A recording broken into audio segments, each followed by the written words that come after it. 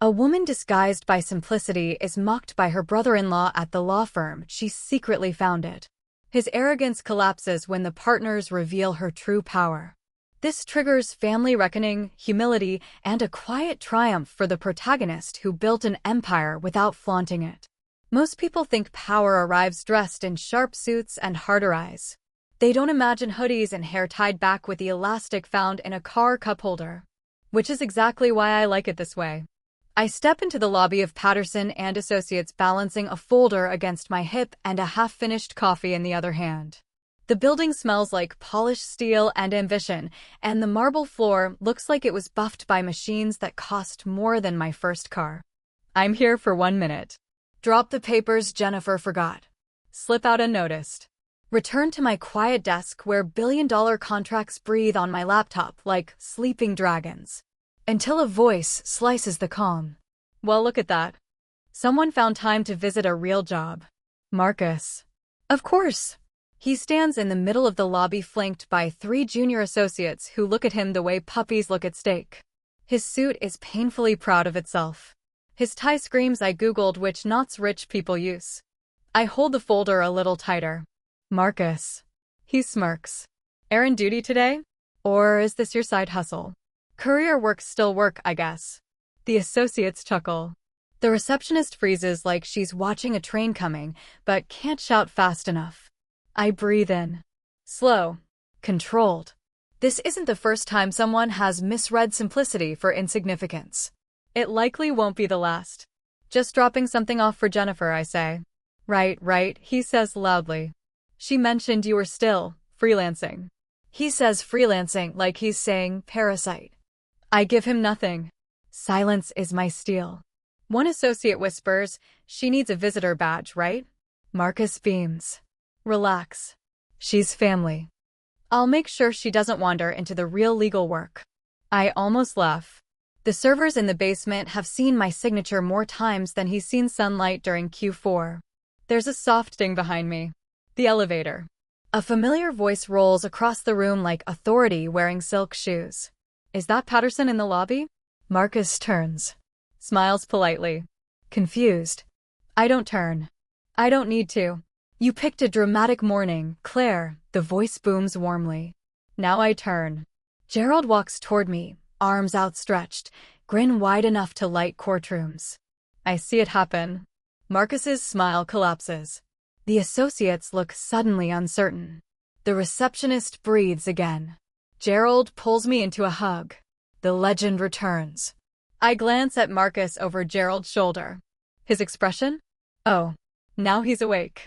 And the game has only just started. Gerald pulls back and shakes his head like he's scolding me for sneaking out past curfew. You disappear, work miracles from your bunker, and then show up without warning. He gestures. No entourage? No champagne cannon? Nothing. I shrug. Just running an errand. Marcus blinks. Miracles. Gerald laughs. She calls billion-dollar restructuring errands. Drives the partners insane. Whispers ripple behind us. Patterson? That's her? The ghost founder? Marcus's confusion curdles into fear. He glances at the plaque on the wall like it betrayed him personally. I'm sorry, what? He stammers. You know her? Gerald turns, brows rising. Know her? Kid, she built this firm. Silence falls so thick you could carve initials into it. I keep my hands loose. My expression calm. Inside, a truth hums. I don't need to raise my voice. The universe is doing it for me. Gerald claps a firm hand on Marcus's shoulder. And you are. And Marcus Holloway, he manages. Senior associate. Gerald nods. The one up for partnership review next month. Good. Marcus swallows so hard I feel dehydrated for him. Gerald looks back at me. We've been trying to drag you in for months. Thought maybe we'd see you at the annual partners retreat. No? Too many mountains to move. I like my office, I say simply. Marcus looks like the floor opened beneath him and swallowed his certainty whole. Claire. Patterson, he whispers. Jennifer's sister. Claire. The very one, Gerald beams. Marcus's brain visibly scrambles like eggs on cast iron. But she freelances? Gerald finishes smoothly. Yes.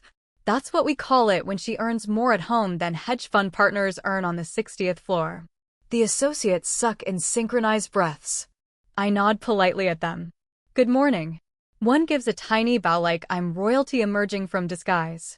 Marcus tries again. But she doesn't come to the office.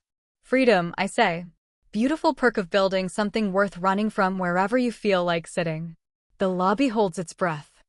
Gerald taps my folder. Work, I assume. The kind that keeps the market interesting. No, I say. Just my sister's misplaced papers. Marcus flinches like the universe slapped him. Gerald whistles. Even your errands are poetic. I offer a small smile. It's really nothing. But that's the thing about quiet excellence.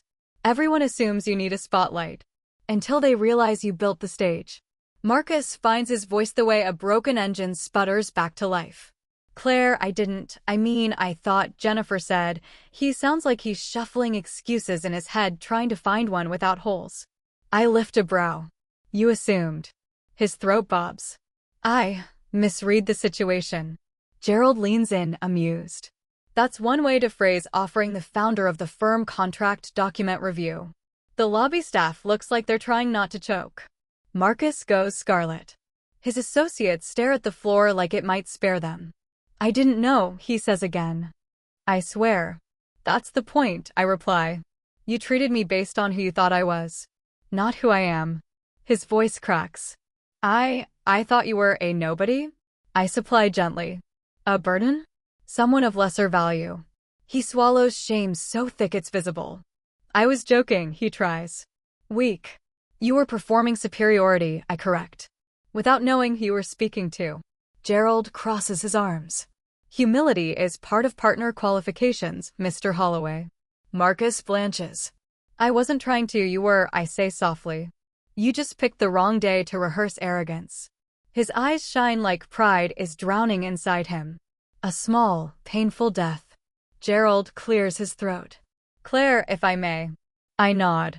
This firm exists because you saw a market gap no one else saw. Because you worked while others bragged. Because you chose substance over spotlight. He turns to the room. Let it be known. Quiet power is still power.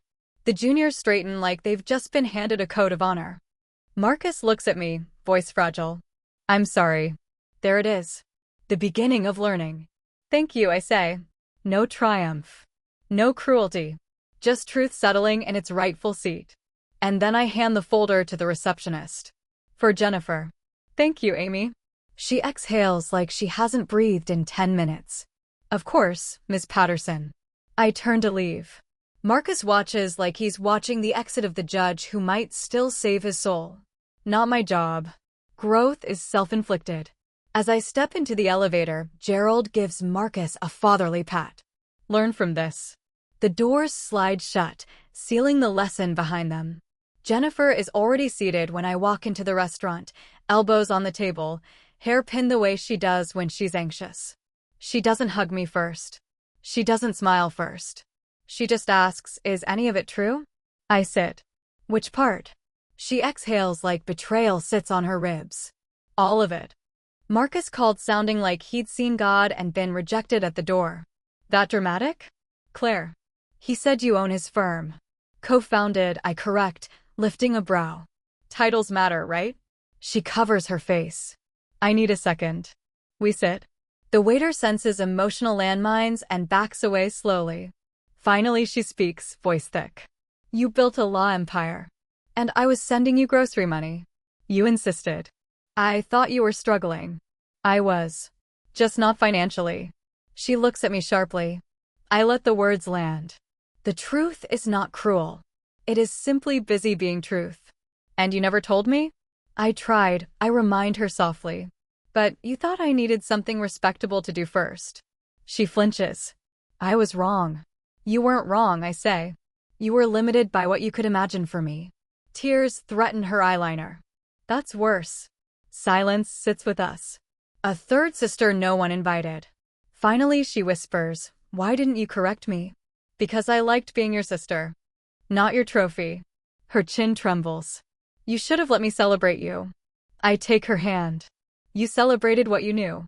That counts. A beat. Then, Marcus embarrassed himself. Yes. And you didn't crush him. Not my style. She wipes her cheek. But you could have. Power isn't proven by breaking people, I say. It's proven by not needing to. She considers that like it's a new language. What happens now, she asks. To him? To us. To him? He learns or he doesn't. And us? We eat pasta, I say. We repair. We grow. Her laugh breaks like sun through storm clouds. You always were the wise one. I grin. Don't tell Mom. She squeezes my hand.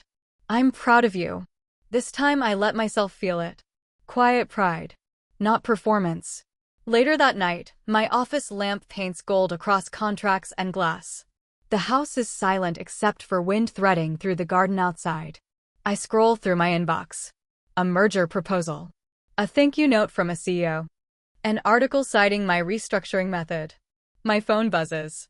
Marcus. For a moment, I let the call ring. Power isn't answering.